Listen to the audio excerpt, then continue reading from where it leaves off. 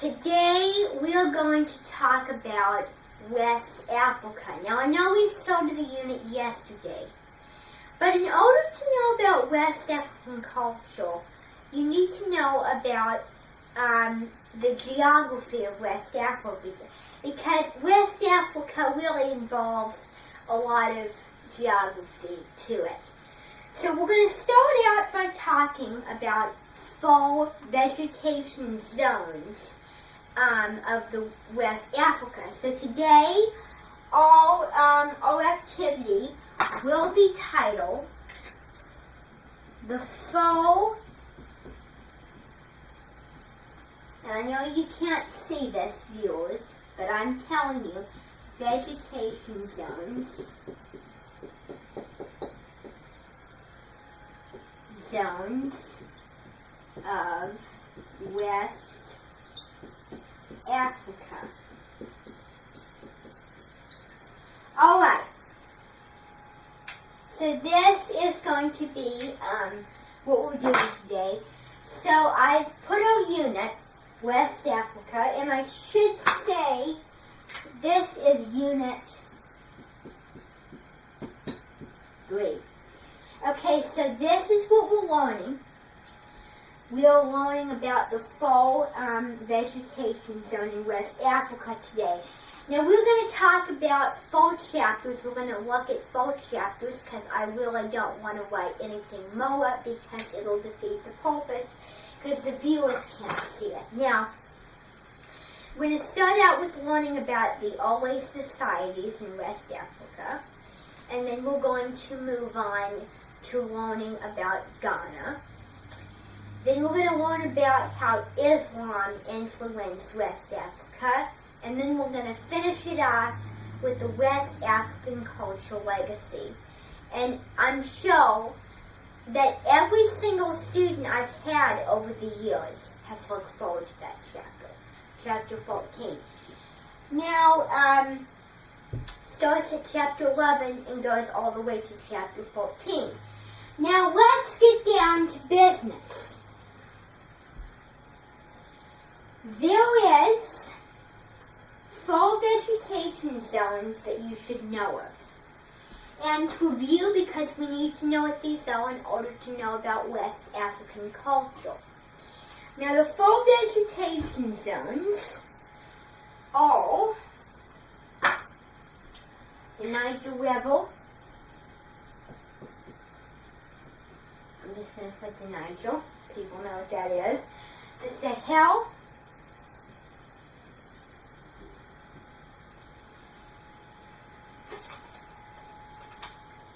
The Sahara.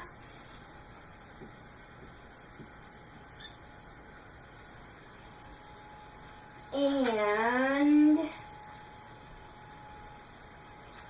the Savannah.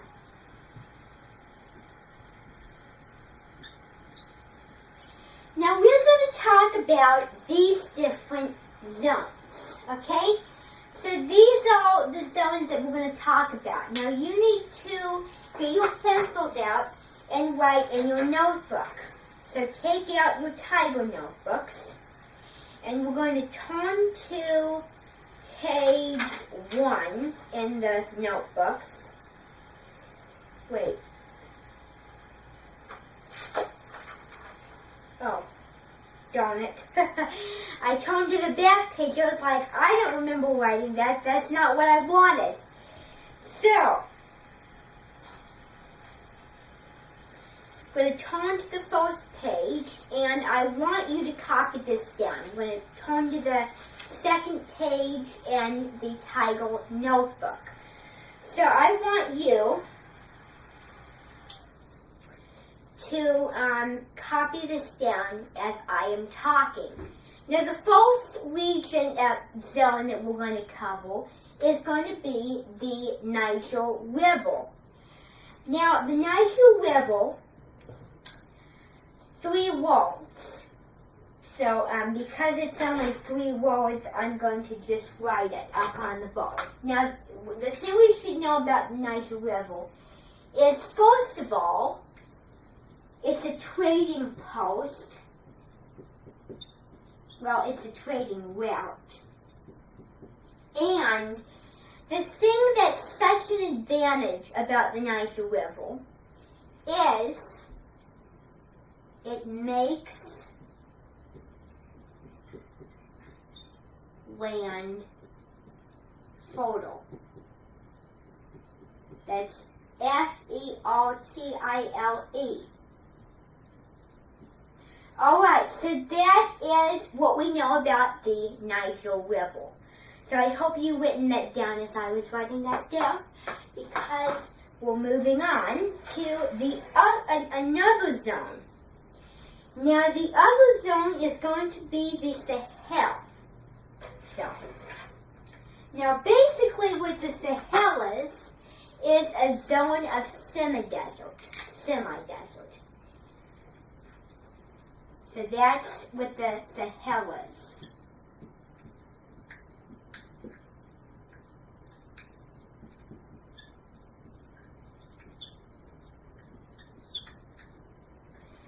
And semi is S-E-M-I, and desert is I think it's D-E-A-S-E-R-T.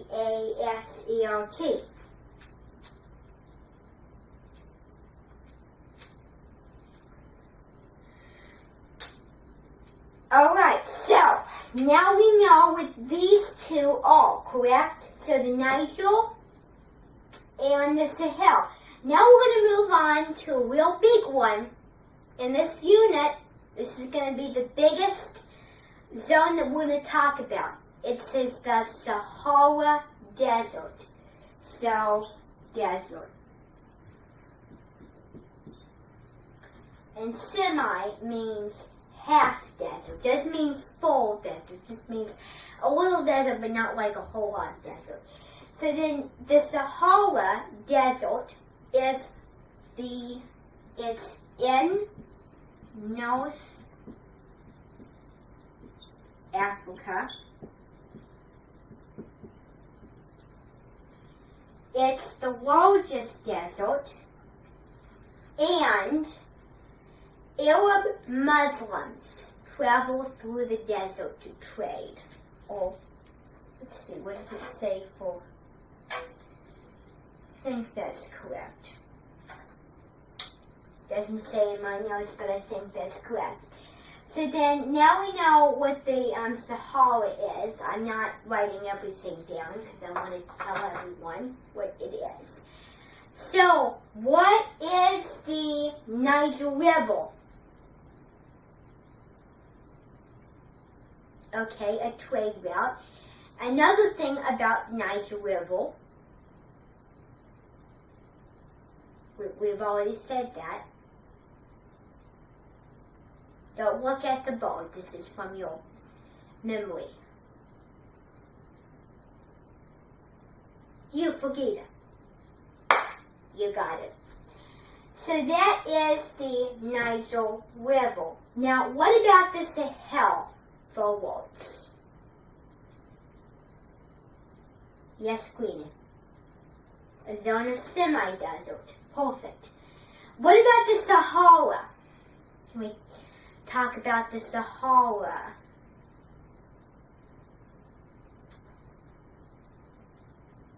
Mrs. Lassia.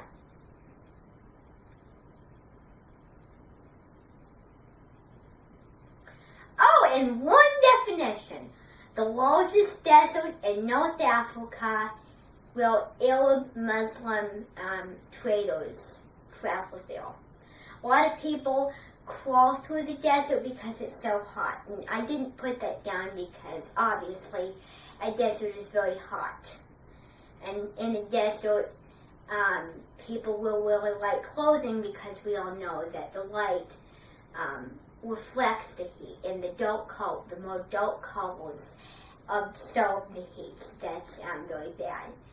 And so the one thing I don't like is just the sandstones, because I mean it's a beautiful place, the Sahara Desert, but it is very, very remote, very desolate, very, very vast, and it looks endless. It looks so beautiful. The one advantage is it just looks like beautiful. Just like it looks so textural. It just draws people in, but most of the time it doesn't. And the Sahara doesn't make a lot of settlements because it's so hot. People don't, West Africans don't settle in the Sahara because, you know what I'm going to say. The Savannah is the final zone. And what I have in my notes is an area of tall grasses and scattered trees. So that is what you need to put down. It has a long rainy season, and grains can grow there very easily. So I want you to put that down, and then we're going to play a little review game about these full region of the zones, because I want you to know that. Because when we do the setting the stage, you ought to know about the zones before we move on to different factual things. So, now I'm going to erase this board, because when we play the game, you're not going to be allowed to look at the board. Now, I'm going to tell you what the game is. The game is called, here's my marker, and just keep writing as I'm doing this, up, front, and center. Now,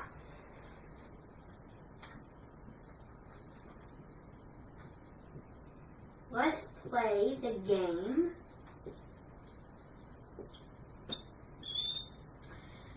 Okay, now the object of the game is, so this is how the rules is going to go. And no, I'm not going to write this down. Now, when I call one person up, when I pull a track from that bag right here, this bag, when I pull a track, the tracks, I put your names on the tracks. Now, when I call your name, I'm going to call you up here, and you need to be blindfolded, because you're not going to have like a blindfold. But I've turned these codes over. As you can see, one person will pick one code, and they have to define it. Okay, so let's look at the first track. The first track goes to Stronger Egyptian Guy. And you know who that is, because I don't remember your name. And so I did my best. So I hope I didn't offend you. So that is who's going to go up first. Now I want you to come up to the front, and I want you to grab a code. Any random code. What did you get? Alright, so you have to define the Sahara.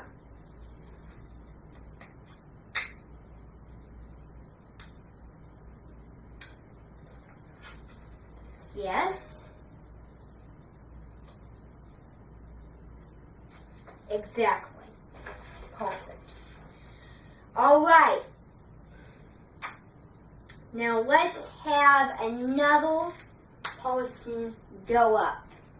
Let's see.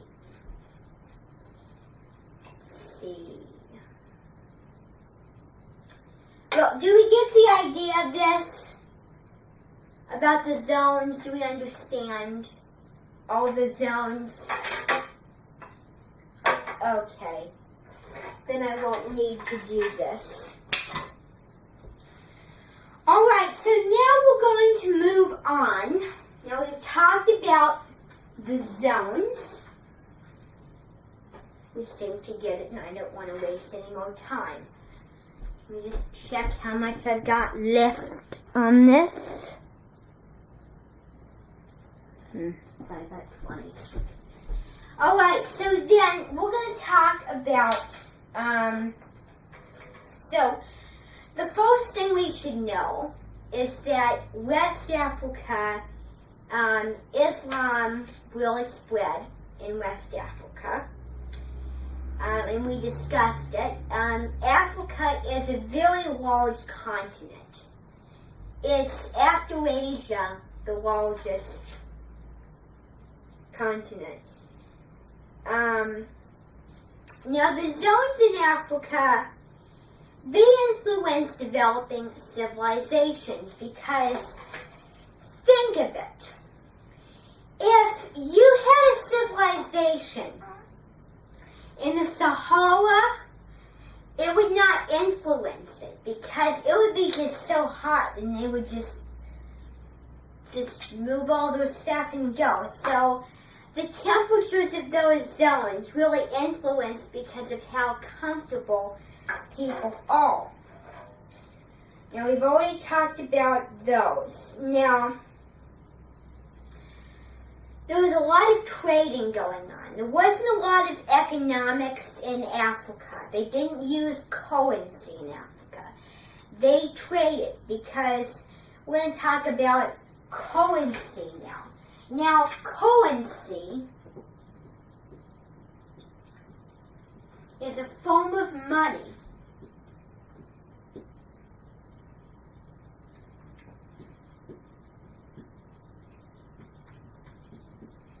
used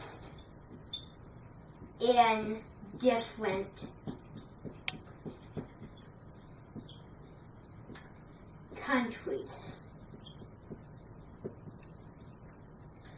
Now trade is like, I give you this and you give me back this sticking up, for example. So that is trade. Now, trade, trans-Saharan trade is, I think it's trade between West Africa and North Africa. That's what trans-Saharan trade is. So they use a lot of trade. Now, another word for trade, a fancier word for trade, people traded goods for one another. That is called, and when we go on to the Americas, we're going to learn about this word more. This word, trading one good for another, is called bartering. So that is another name for trading.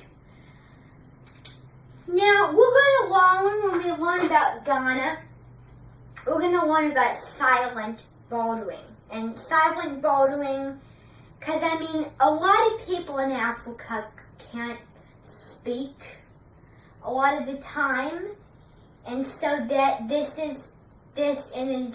that's one advantage, and all you do is you just slap the desk. Because we're going to be doing an activity where we do like a trans-Saharan trade little fun activity where we do silent bartering, where we have salt and gold, and we're going to learn about those two things when we go into Ghana. And what happens is people go up to these like desks and they just, well, not desks, but tables, and they just drum to get the person who's giving you that item's attention, and then you give them your salt. So it's salt for gold trade, and then you turn around, and then the person back drums on the table, and you get your gold, and then you hand it to the people in the middle of the Sahara, North and West Africa. So that's a little discussion on trade. Let's see if I have.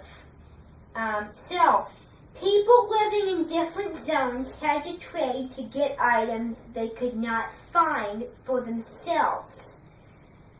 Now we've learned about we just previously learned about the Niger River itself as a trading route because it was a river. Rivers in West Africa served as trading routes. And we're going to learn about the camel and how that really influenced trans-Saharan trade after 3000 BCE as a result to the introduction of camels. And we're going to learn about how they can survive long journeys without the use of water, and they have quite a bit of energy. They're wonderful, very reliant creatures, and a lot of people really relied on camels to get them across.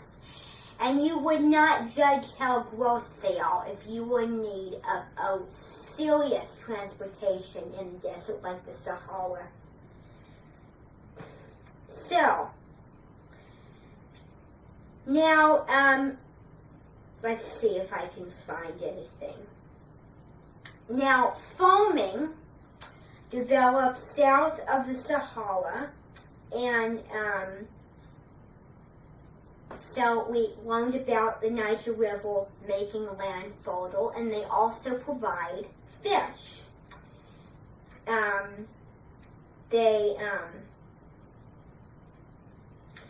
Now, people really had limited contact with the north because they had to travel. The West Africans had really limited contact with the north because they had to travel through the Sahara. The Sahara goes from West Africa to North Africa, and travel was difficult, but after the camels, it really helped that. And no.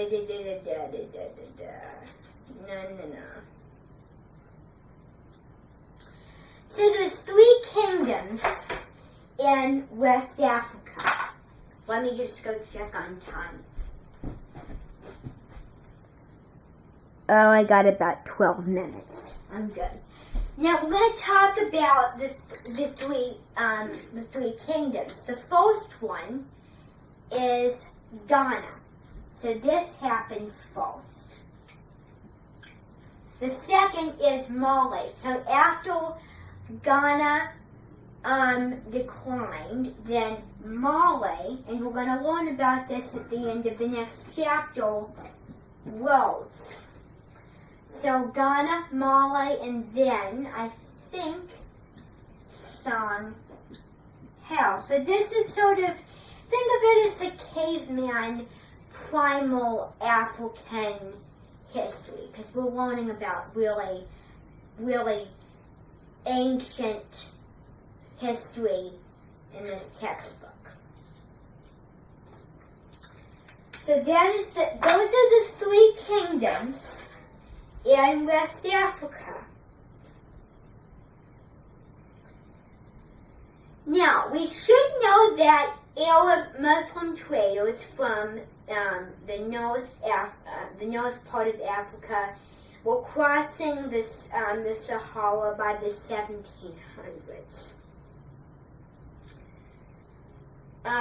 Now, trans-Saharan trade was just big, vital. But the word vital means very big, and it was just a huge part of West African society. Now, agriculture helped grow farms and towns and cities. Now, there's a difference between architecture and agriculture. The difference is architecture has to do with building, agriculture has to do with farming. So there was a lot of agriculture in the West African societies.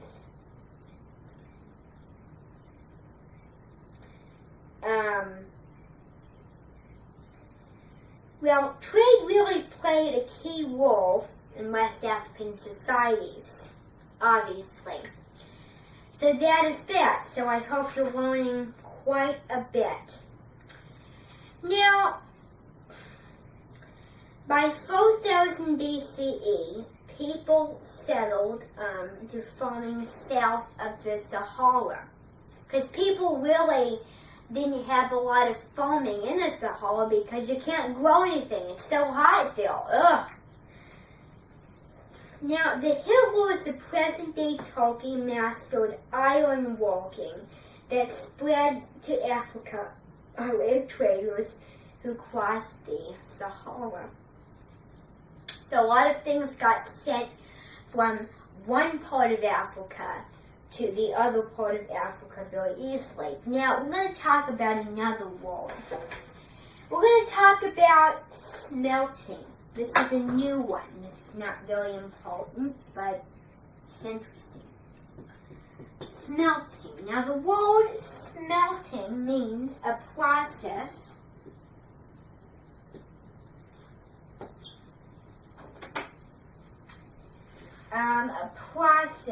of melting. I'll just write it out. A process of melting ore to extract iron or other metals. Now we're going to talk about the Nook. They use enormous amounts of charcoal to fuel their iron smelting furnaces. Now, we're not going to talk about this stuff because this is not really critical stuff to talk about. Now, we are going to talk more about this chapter maybe when we get back next time.